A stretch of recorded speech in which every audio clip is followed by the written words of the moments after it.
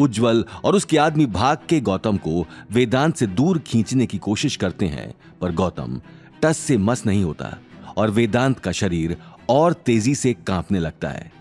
तभी गौतम अपनी पूरी ताकत लगाता है और वेदांत के गले से कुछ तोड़कर अलग कर देता है। वेदांत का शरीर स्थिर हो जाता है। सभी लोग डर जाते हैं कि गौतम ने क्या किया। डॉक्टर तुरंत वेदांत को चेक करता है और शॉक्ड हो जाता है। Oh my God, this is a miracle. Vedant का बॉडी टेम्परेचर धीरे धीरे नॉर्मल हो रहा है। कैसे? सभी गौतम को अलग नजरों से देख रहे थे। किसी को पता नहीं था कि वो कैसे रिएक्ट करें। अभी अभी जो उनकी आंखों के सामने हुआ वो उसे क्या समझें। तभी एम्बुलेंस आती है और वेदांत को अपने साथ ले जाती है। डॉक्टर के साथ साथ यशवंत, उज्जवल और अपने आदमियों को भी वेदांत के पीछे पीछे भेज देता है। सभी के जाते ही यशवंत गौतम को हैरानी से देखने लगता है। गौतम, तुम क्या? उसका गला तुमने, क्या है तुम्हारे हाथ में? यशवंत ने टूटे फूटे शब्दों में पूछा। वो अब तक कुछ समझ नहीं पा रहा था कि गौतम ने क्या किया। गौतम ने अपना हाथ खोला और यशवंत उस चीज को देखकर चौंक गया। जी हाँ, ये जेमस्टोन लॉकेट था आपके बेटे के गले में। एंटीक्स की तो परख नहीं है आपके बेटे को, इसीलिए बिना सोचे समझे कुछ भी खरीद लेता है, बिना ये समझे कि उस पे उसका क्या असर होगा। पर आपको तो पता है ना, पता नहीं कितने सालों से ये इस जेमस्टोन लॉकेट को अपने सीने के पास लिए घूम रहा था। देखो इस जेमस्टोन के रंग को जो धीरे धीरे बदल रहा है। आपका ध्यान नहीं गया कभी? ऐसे स्टोन्स की नेगेटिव एनर्जी समय के साथ साथ और भी गहरी होती जाती है। इसी तरह की चीजें आपके घर की खुशियों को तोड़ रही हैं। इतना समझाने के बाद भी आप ये गलती कैसे कर सकते हैं? यशवंत शर्म से अपना सिर झुका लेता है। अगले ही पल गौतम उस जेम स्टोन को तोड़कर उसका चूरा बना देता है और यशवंत से कहता है, देखिए मिस्टर यशवंत, मैं आपको कोई झूठी उम्मीद नहीं देना चाहता हूँ। अभी तक प्रॉब्लम पूरी तरह से ठीक नहीं हुई है। मैंने आपके बेटे के शरीर से नेगेटिव एनर्जी दूर तो कर दी है, लेकिन नेगेटिव एनर्जी का ऑरा इतनी जल्दी खत्म नहीं होता।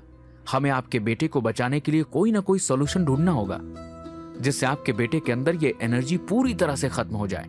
लेकिन ये सब होगा कैसे? पता नहीं मेरे इस छोटे से परिवार को किसकी नजर लग गई, जबकि मैंने तो आज तक कभी किसी का बुरा भी नहीं किया। यशवंत ने रुआसी आवाज में कहा। मिस्टर यशवंत, पहले प्रॉब्लम दिखाई नहीं दे रही थी, पर अब सच बाहर आ चुका है। मैं कोशिश करूंगा कि आपका बेटा जल्द से जल्द ठीक हो जाए। कल एक ऑक्शन हो रहा है, मैं वहां जाकर देखता हूँ। कुछ ना कुछ ऐसा जरूर मिल जाएगा जिससे मैं आपके बेटे की मदद कर पाऊं। थैंक यू गौतम, तुम पैसों की चिंता मत करो। मेरे बेटे के शरीर में चल रही प्रॉब्लम को जड़ से खत्म करने के लिए चाहे इलाज और नुस्खा कितना भी महंगा क्यों ना हो, मैं उसके लिए तैयार हूं। यशवंत ने यह बात कहते हुए अपनी जेब से चेक बुक निकाल ली। ये चेक तुम्हारे लिए गौतम, इसे मना मत कर देना।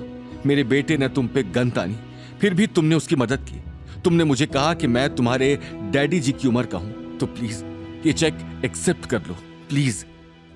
यशवंत ने तुरंत गौतम को एक चेक पकड़ाते हुए कहा। ओके सर, यशवंत आपका मान रखते हुए मैं ये चेक रख लेता हूँ, और इससे मुझे ऑक्शन में कुछ ऐसा मिला जो आपके बेटे के ट्रीटमेंट में काम आए तो मैं उसे खरीद लूंगा।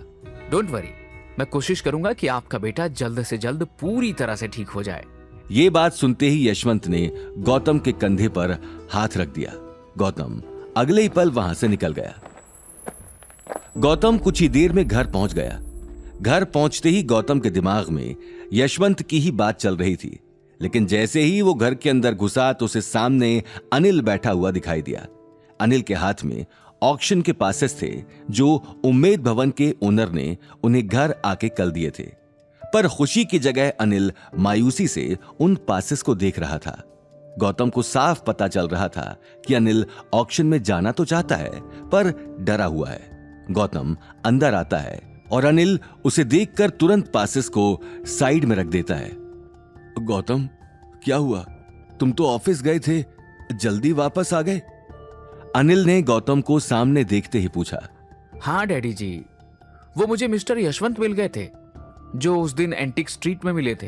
वो आज मुझसे मिलकर बहुत खुश थे। आगे की कहानी जानने के लिए देखिए अगला एपिसोड सिर्फ पॉकेट एफएम के यूट्यूब चैनल पर, और रॉयल वारिस के सारे एपिसोड्स को सुनने के लिए डिस्क्रिप्शन में दी लिंक से डाउनलोड करें पॉकेट एफएम ऐप।